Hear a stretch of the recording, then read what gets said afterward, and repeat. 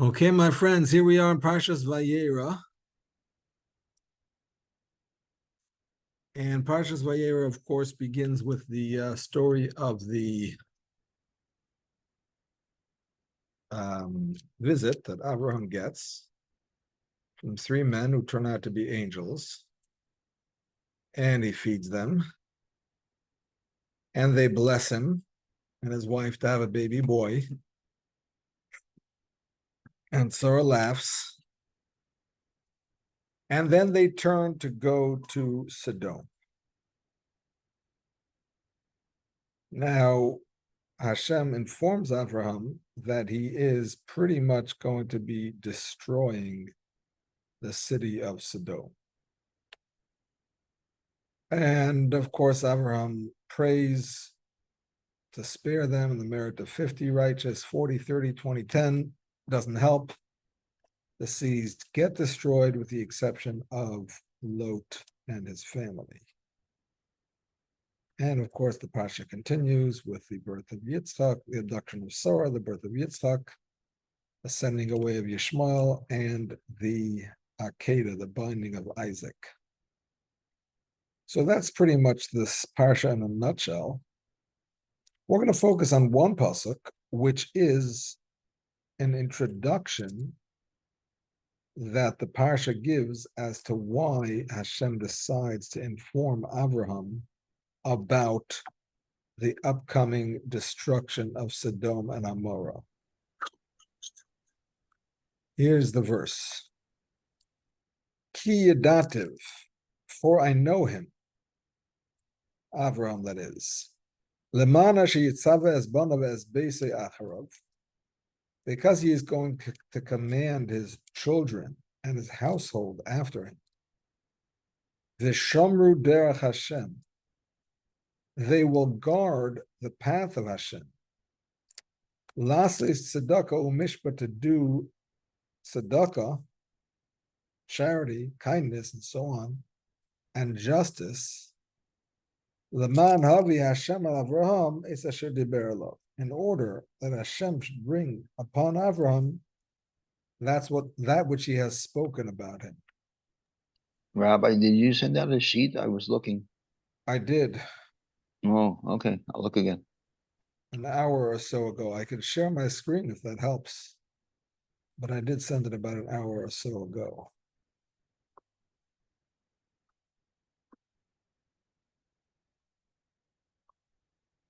Share the screen. Here we go.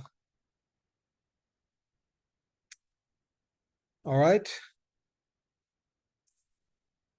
So basically, Hashem says that I love Avraham. He's great. He's going to tell his family to also be kind.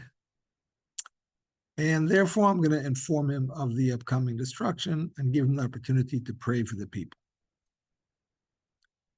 Now, this verse is quoted in a teaching in the Talmud that speaks about the traits that are found in the Jewish people. The Talmud teaches us in Yevamos 79a. Here we go. Actually, before I give you the quote of the Talmud, I'll tell you the story that precedes it in the Talmud. So the story goes that there was a famine in the time of King David, and the famine lasted for 3 years. In the first year, King David said, well, maybe it's because the people are serving idols. And the verse says, we say it in the Shema, that if you serve other gods, Hashem's wrath will be kindled against you, and he will block the heaven, and there will not be rain. So he had people check throughout the Jewish people to see if there was idol worship going on. And lo and behold, there was not. The second year, the famine continued. So he thought maybe it was because there were sinners among them. And in this context, sinners is referring to sexual immorality. Maybe people were behaving in improper manners in that respect. So he had his religious spies or enforcers go out throughout the land to check them out. What they call in Mea She'arim the tznius police. No, I'm just kidding. The proper code of behavior people. And they couldn't find any major sinners. Finally, the third year, he said, maybe people are promising to give tzedakah and they are not following through on their promise. And the pasuk connects no rain with a lack of following through on a pledge. The pasuk says, Geshem v'ruach, Nesiim v'ruach, the Geshem oyin, ish mishalal b'matnas sheker. Wind and clouds and no rain is like a person who prides himself with a false gift. So you have winds, you have clouds, and you expect there to be rain. And you're so excited, and you're a farmer, and you need there to be rain. Even if you're not a farmer, we all need rain. We need water, and we need the farmers to grow the food that we eat. But anyway, if it doesn't come, that's like a person who promises to give charity, and things look good, and then he doesn't come through. So that is therefore considered a punishment, an appropriate punishment for not fulfilling one's pledges, is that it does not actually rain. So he checked in the Jewish people, and lo and behold, they did not have this problem. Finally, King David said, you know what? If the people don't have any of these problems, it must be me. I must be the problem. He didn't mean himself personally, but he meant the government. It must be something on the top. So he asked Hashem, and Hashem answered. How do you ask Hashem in those days?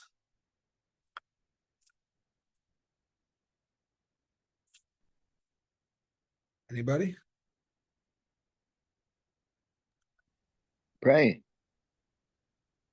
Yeah, but Hashem might answer or not. And even if he does, how do you know it's Hashem and not just a random daydream? Is this the Urim and the Tumim time? Exactly. Very good. This is a time when they had the Urim B'Tumim. They had a Kohen Gadol who wore the breastplate with the special precious stones that would light up if you had a question. So David HaMelech asked Hashem. But not anybody can ask. It's only the king can ask. The king can ask, or if somebody's asking about a communal matter. Here it was both. The king was asking and he was asking about a communal matter. But essentially it could be either one or the other. Either the king, because he is like a communal person, or somebody who is asking something that is relevant for the entire community. So he asked, and Hashem answered. Vayeira Hashem. Hashem said to him, Al Shol al Beis Adamim al Shehemes HaGivonim. It's because of Shol and the blood house and the fact that he killed the Givonim. What is that about? First of all, King Saul was never properly eulogized.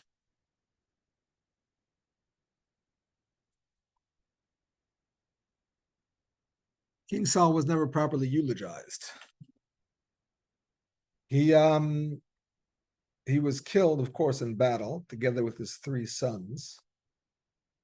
And at first his body was taken by the Philistines, and then the members of his tribe fought through the Philistine ranks to get his body back, and they brought him back and they buried him in his family plot. But that was done at a time of war, and it was done hurriedly under threat of fire from the Philistines, and there was never a proper eulogy given for this great tzaddik who had shortcomings but was still a great tzaddik, the first Jewish king ever. So that was issue number one that Hashem told him was the problem. Issue number two was the fact that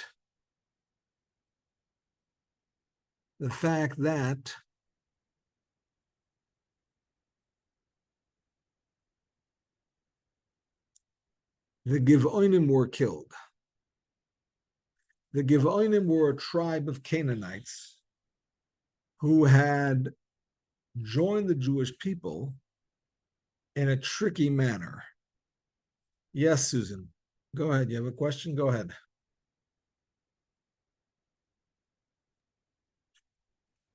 Rabbi?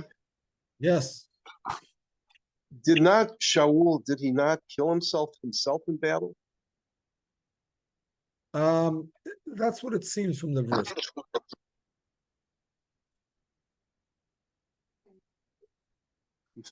That's what it seems from the verse. He fell on a sword. Do you think that had any effect on his not being eulogized? I don't know. Not that I know of. The commentaries go at great length to explain why that was a permissible suicide. We generally do not legitimize suicide, but the commentaries go through hoops to explain why he did what he did and he's not to be faulted and so on. So I don't think so. But there might be such an opinion. I don't know. Susan? You had a question? Did we lose her?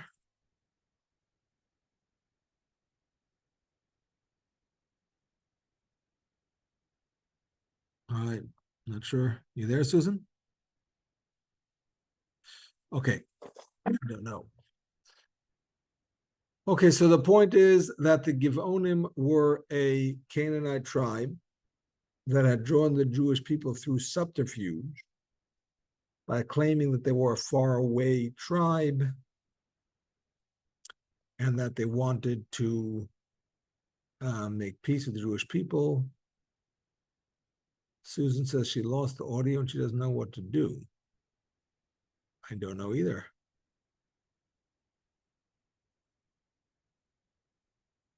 Not sure either, sorry. So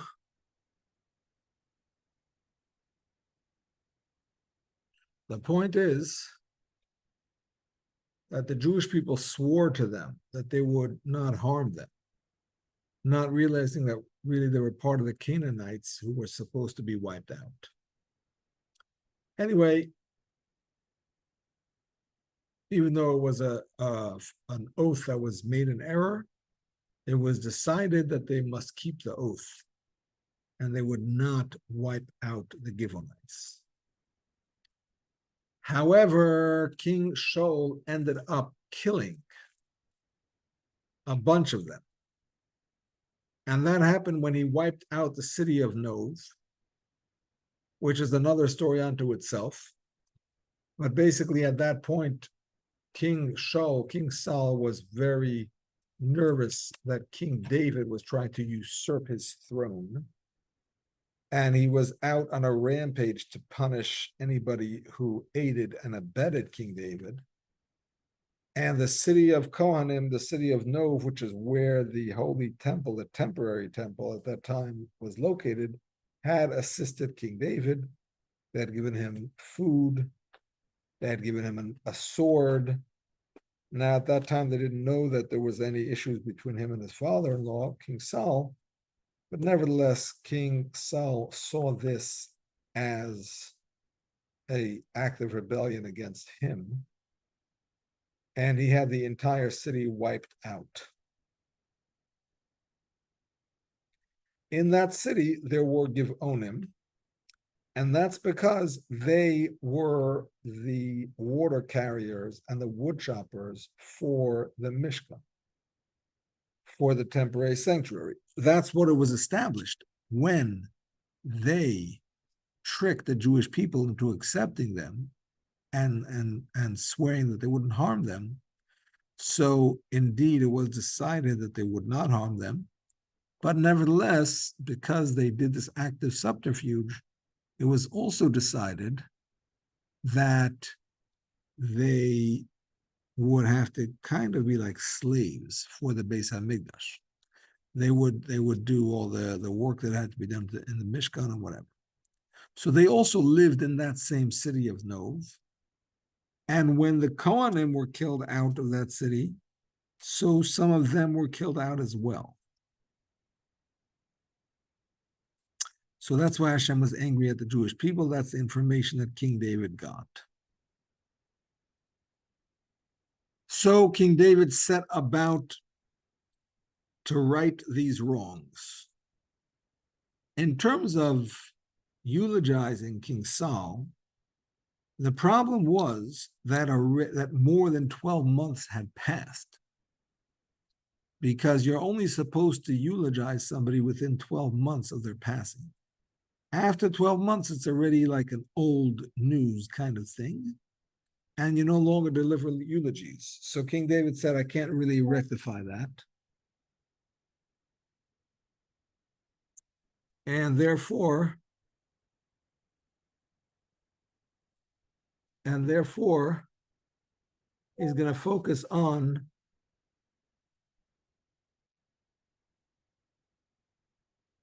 the Givonim. He approached the Givonim and he said to them, I know you guys are upset that many of you were killed out by my predecessor. What can we do to appease you and make you forgive us, the Jewish people, for the fact that so many of you were killed? So they said, well, we want blood. Our people were killed by King Saul, or on the command of King Saul. So we want 7 of his descendants to kill as an act of vengeance, to avenge the blood of our predecessors. So what did King David do?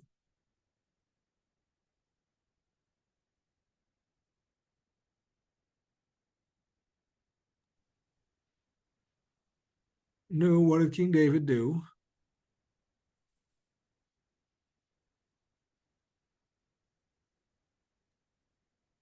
He gave them 7 of Saul's sons. Exactly. Surprisingly enough, he didn't tell them, sorry, we don't do that. This is the Jewish religion. This is not some tribal group where we kill people for revenge against the sins of their forefathers. After all, the Torah says a son shall not die for the sin of his parents and vice versa. So sorry, but we can't help you with that particular request. No, he didn't say that. He said, okay, we'll give you 7 and you'll kill them and you will, that will be your payment, so to speak. And you won't hold it against us and this famine will stop. And the Talmud discusses why he didn't say that. And the Talmud says that it was a situation of Chilul Hashem. And because of the Chilul Hashem, he decided to do something that is normally forbidden by the Torah. He took 7 of Saul's descendants, but he did not take Mephibosheth, the son of, Mephibosheth, the son of Jonathan. Jonathan was King David's best friend. They were like blood brothers almost. They had sworn to each other to take care of each other, and he did not want his friend's son killed. So when it came time to decide which 7 to take, the way it worked is that he had them pass in front of the Aron Kodesh, the Holy Ark. And those that were frozen when they passed in front of the Ark, they could not move. That was a sign that they were going to be killed. But before Mephibosheth was allowed to walk past the Ark, King David prayed that he should not be one of the 7. And God granted his prayer, and he was not. But 7 of King Saul's descendants were given to the Gibeonim, who killed them and hung them up for all to see. 40 days and 40 nights. Now we know that it is forbidden to hang up a body past nightfall. Even those who received capital punishment, and in some cases they were hung up as an example for others, but it was never more than a day. They were always taken down before nightfall. And the Talmud discusses why this was allowed. And the Talmud says, once again, it was to make it Kiddush Hashem. People would say, well, who are these people that are hanging here? And they would say, oh, they are descendants of the Jewish king. And they were killed because their grandfather killed some converts. People would say, wow, if this is how Hashem protects even the converts, and he doesn't show favoritism, and he even allows the sons of the king to be punished, wow, this is such a just nation. And because of that, 150,000 converts joined the Jewish people in the next generation, the generation of Solomon. But anyway, the story goes that King David, even though he did this, he was upset at the Gibeonim because he was upset that they could not have mercy and forgive King Saul, but instead held their anger so strong and only let go of it after those descendants were killed. And therefore, here we're going to read from the text that I included in the document. King David said, Rabbi, can Yes. you enlarge this? I can. Is yours says 100%? I can enlarge it. Let's fit it to the screen. All right, good. Yeah, perfect. Yeah, perfect. There are 3 signs about this nation. Harachmanim, they are merciful. V'habaishanim, they are shamefaced. Right? They're not brazen. They're not chutzpahdik. They are ashamed to sin, or even if they sin, they're ashamed about it. The goim lechasadim, and they do acts of kindness. Those are signs of being Jewish. Jewish people have these traits. You look at the museums, you look at the hospitals, you look at the universities, all the Jews have their names up there in lights as the donors. Because by nature, we are goim lechasadim, we do acts of kindness. Of course, those same universities are now turning against us as a people, and many of those museum directors or whatnot. Nevertheless, the Jewish people traditionally are a nation that is very charitable. And of course, we are merciful. Look at the way we're treating our enemies who are trying to kill us. And we're still giving them food, we're still giving them water, still giving them polio shots. Despite all the bad press that we receive in the world, the fact is that the state of Israel is very compassionate even towards its enemies. This is part of the Jewish trait. How do we know that these are Jewish traits? The Gemara says, Rachmanim diksiv nosan l'cha rachamim v'richamcha v'herbecha. We are merciful, as the verse says. He will give you mercy and have mercy on you.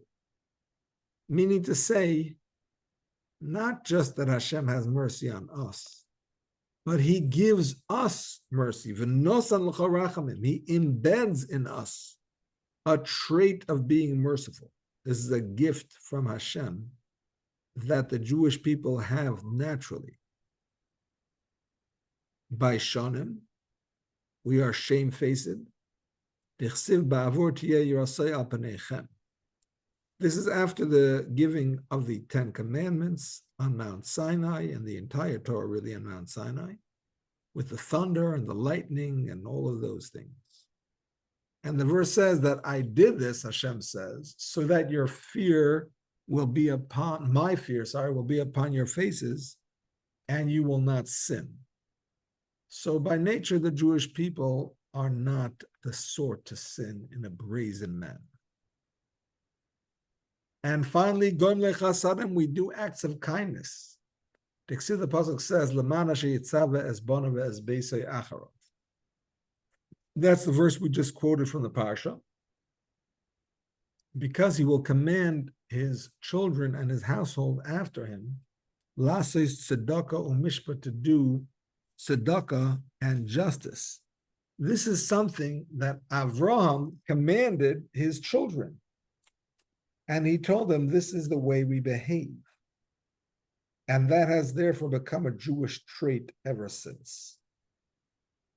So here's the punchline in terms of the story of the Givonim. King David said, Kol sheyesh boi shloisha simonim halalu, whoever has these 3 signs, roili davek bu'umazu, is worthy to be connected to this nation. However, and now I'm going to finish it off, even though it's not printed in the handout. Whoever does not have these 3 signs is not fit to be connected to this nation. So basically, the Givonim showed that they do not have these traits. They certainly don't have Rahmanas. They have no mercy whatsoever to kill these 7 innocent people who were not even involved in the massacre that took place so many years earlier. They certainly were not goim le chesed, doing acts of kindness, when here they did just the opposite. Nor were they by shanim, nor were they shamefaced to brazenly ask for blood in exchange for those that were killed. That's such a brazen request, not to care about the lives of other people, but in a very public manner. Yeah, we don't care. We'll kill them. That's okay. They deserve it, so to speak. So that's also chutzpahdik.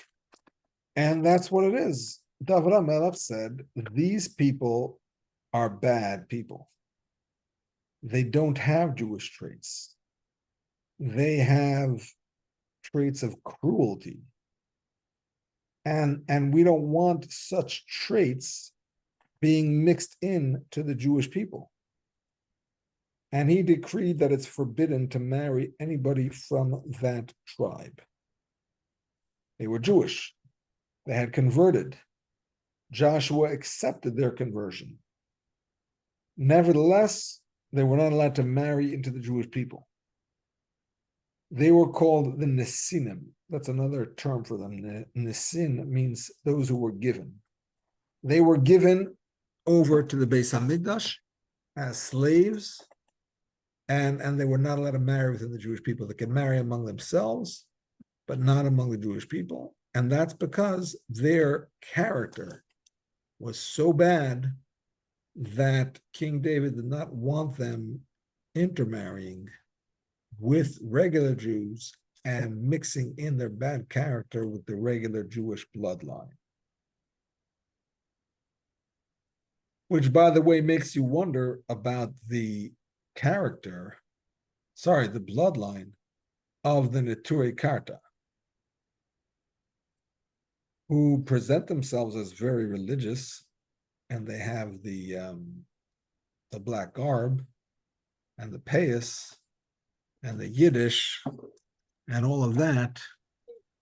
But when they support our enemies who want to destroy us, and Rabbi, one second, and they are sad when those enemies are killed, and they protest the acts of the Israelis who are trying to protect the Jewish people. So that really calls into question their very Jewishness. Because a person who has such negative character traits does not have mercy, kindness, or shamefacedness. This could be a sign that really there's something wrong in their lineage. Yes, Moshe, go ahead. Rabbi, this brings a point with regards to Shaul pursuing David HaMelech. He didn't have much rachmanut. He was determined to kill him, and there's no question about that. He wouldn't have let him live at any juncture. So I'm wondering if there's, what is that? What kind of characteristic is that? Basically, I know that there should be these three characteristics in a convert that would make him a complete Jew, but I wonder why Shaul was pursuing David HaMelech, and there was no rachmanut. There was just he didn't have any kind of restraint with regards to that. He was determined to kill him.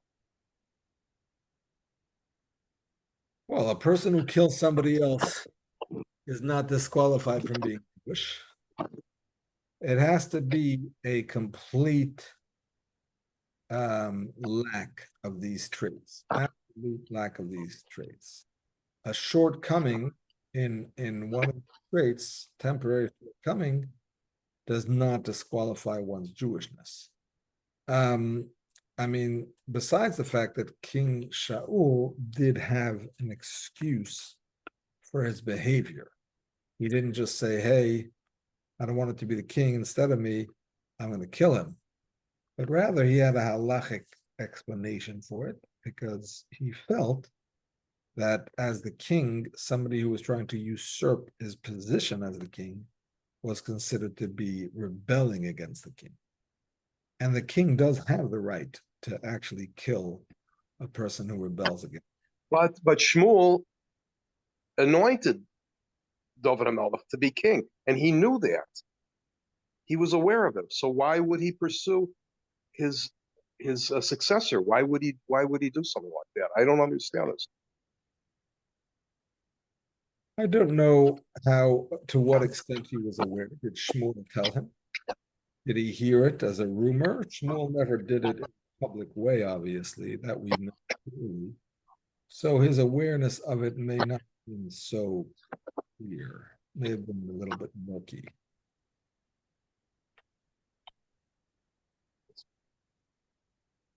We don't have any record of Shmuel telling him, let's put it that way.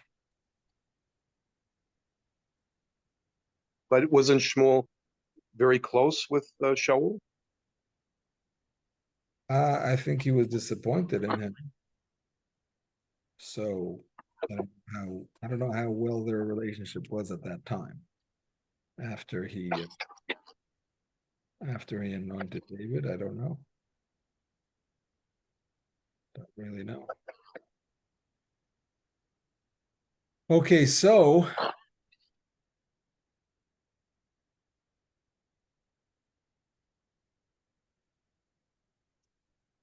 what do I have to say about this story? The Gemara talks about these three as a sign. They are a sign that the person is Jewish. Three signs that the person is Jewish.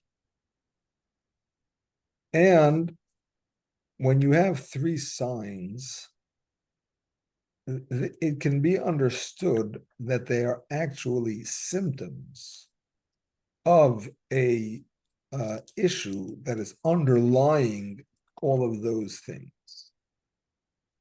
This is different than the language of this same teaching as it's taught in the Jerusalem Talmud. There it says that there are three gifts that Hashem has given the Jewish people. And it lists these three gifts. If you understand it as a gift, well, they're not necessarily connected. You have a gift to be kind. You have the gift to be merciful. You have the gift to have shame and not to be brazen. And they're all wonderful gifts. But if there are three signs, then the way it's understood is that they are interconnected. They are symptoms of an underlying trait.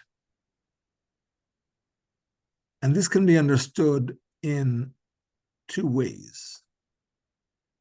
One way you can understand it is that the underlying trait is by shanim, that we are shamefaced, that we hesitate to sin, that we don't have that kind of brazenness to openly go against Hashem, which basically means that we are soft-hearted.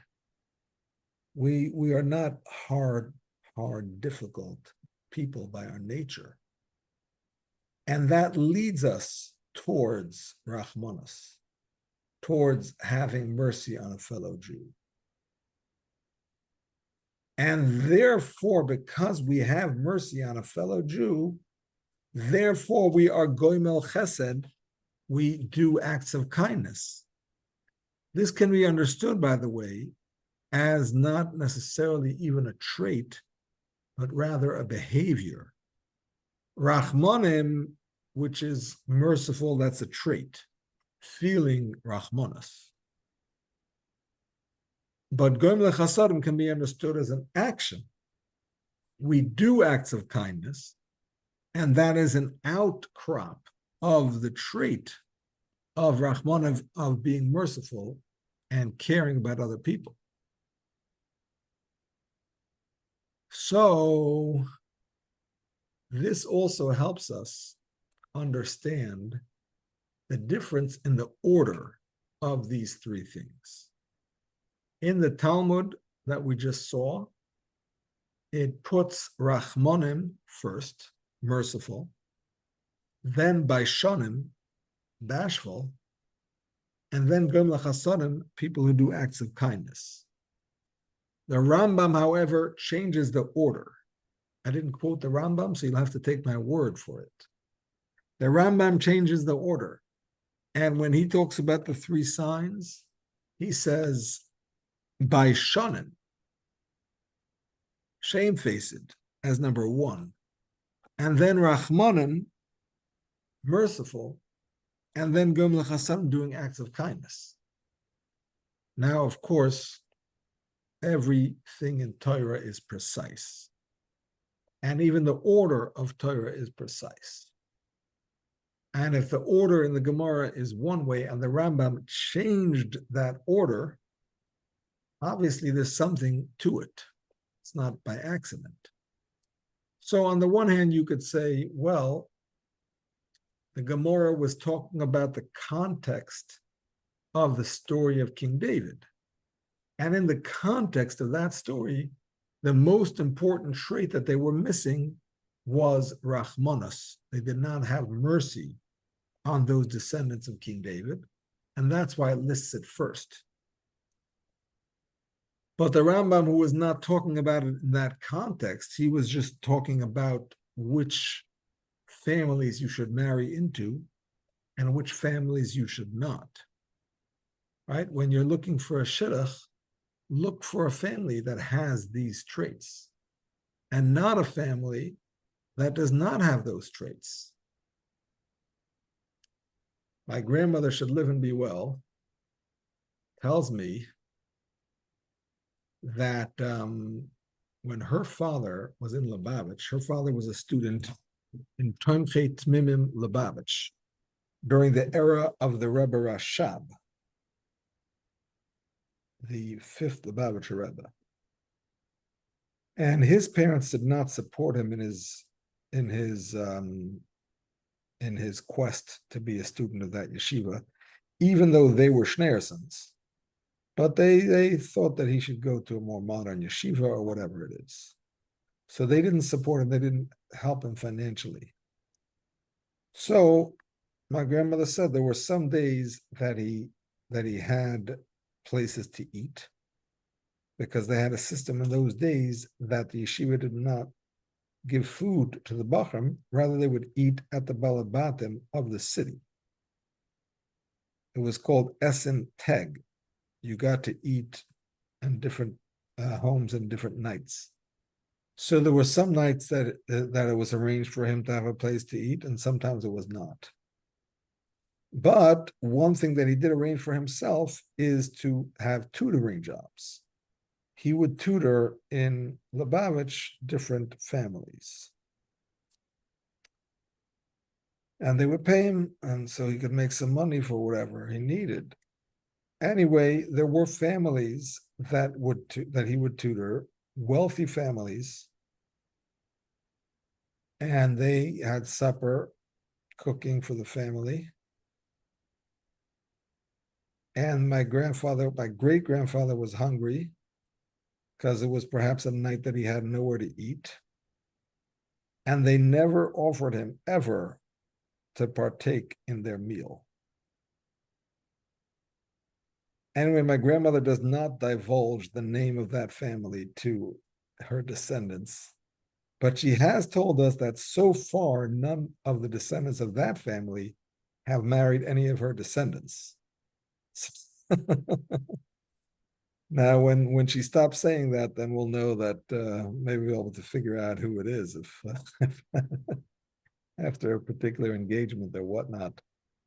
Anyway, she should live long. But the point is that the Rambam says it in the context of looking for these traits in a family you want to marry into. So because it's not in the context of the story of the Givonim, maybe that's why he changes the order. But that doesn't really answer the question, because why should he change the order just because it's not in that context? What's wrong? There's nothing wrong with the Gemara's order. However, we could say that the Rambam is giving us the logical order, because like we said, these are all coming from the trait of Baishanim, of being bashful, by nature being soft and easygoing and not chutzpahdik. And therefore, we also have Rachmanas, mercy. That's why he puts Baishanim first, shamefaced, then merciful, and then acts of kindness, because that stems from being merciful. Another interpretation is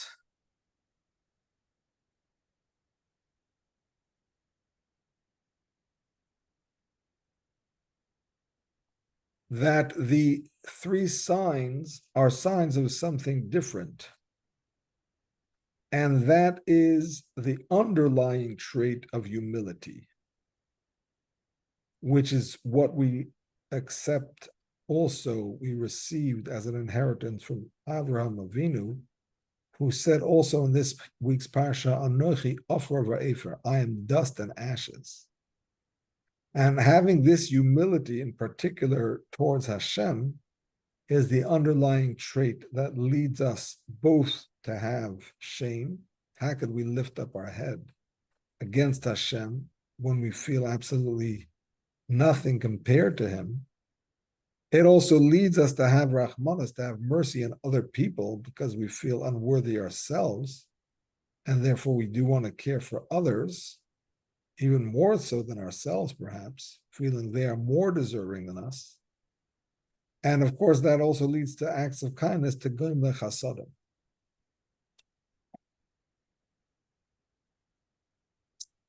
So now,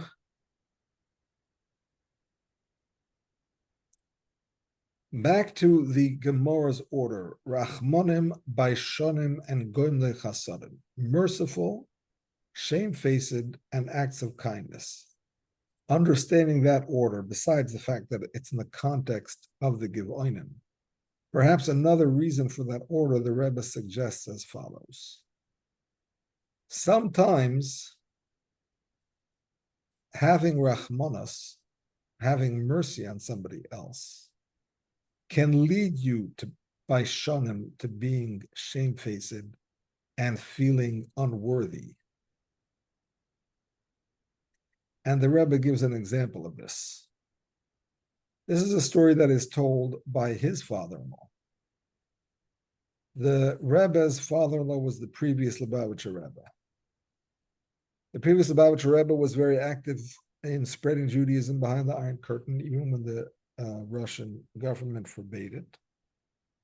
And that came to a head in 1927 when he was arrested, nearly killed, sent into exile, and eventually let free, but forced to leave Russia.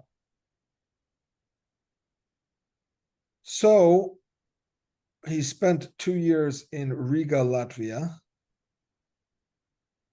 He got himself Lithuanian citizenship, which eventually helped him to escape from Poland and from there to America, 1940.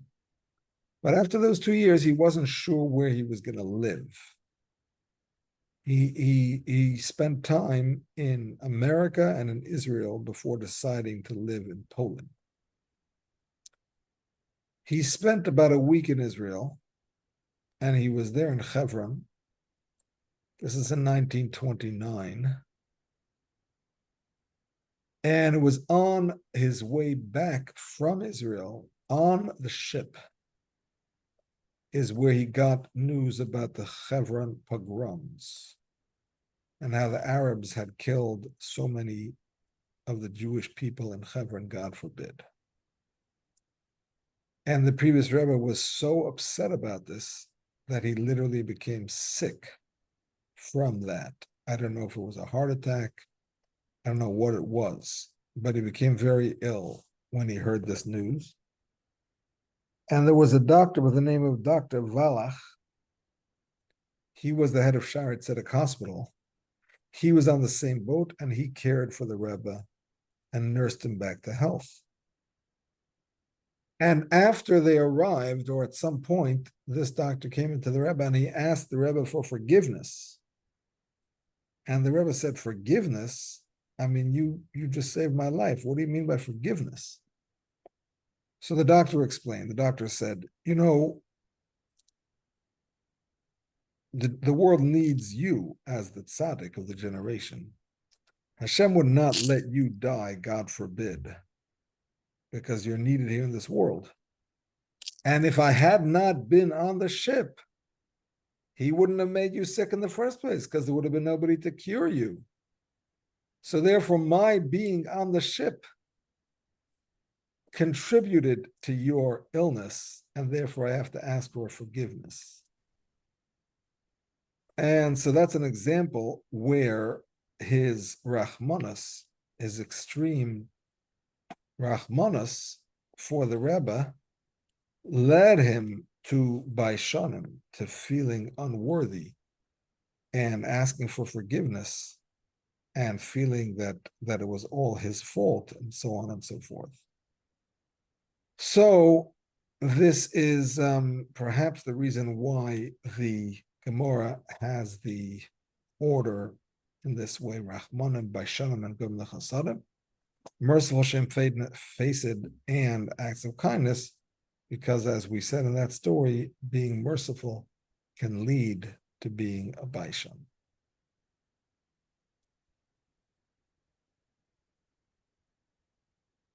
All right, any questions?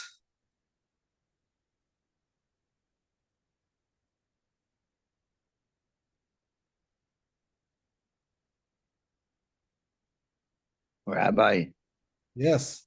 this story that you told just now about that he felt that he was responsible, the doctor was responsible.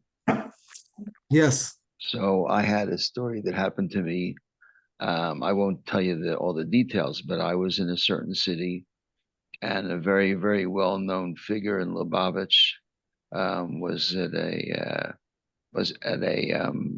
Kiddush, Shabbos Kiddush for bringing, and he and he was an older man, and he got a piece of herring stuck in his throat, Aye, and he couldn't get it out.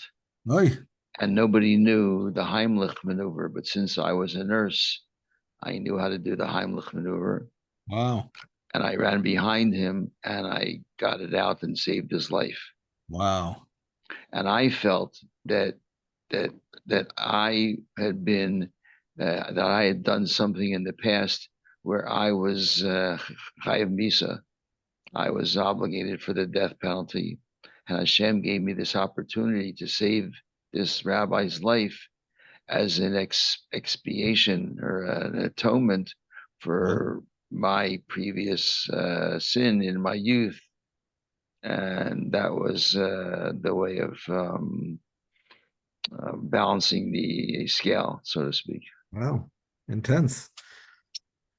All right, so that's the story. A lot of stories in this week's class. Next class, with Hashem's help, will be broadcast from the holy city of Yerushalayim. I'll be there next week, and I told Rabbi Smith, even though it will be 10 p.m., I will, with Hashem's help, broadcast the class from there. The next week, I will not be able to because I'll be traveling, but I've switched with him and I'll teach it on Thursday, God willing. Have a good and safe trip. Thank you very much. Thank you all for joining. Thank you, Thank you, Rabbi. Rabbi. Thank you, Rabbi. Thank you. Have a good Shabbos, everybody. Shabbos. Thank you. Thanks. Have a good shot.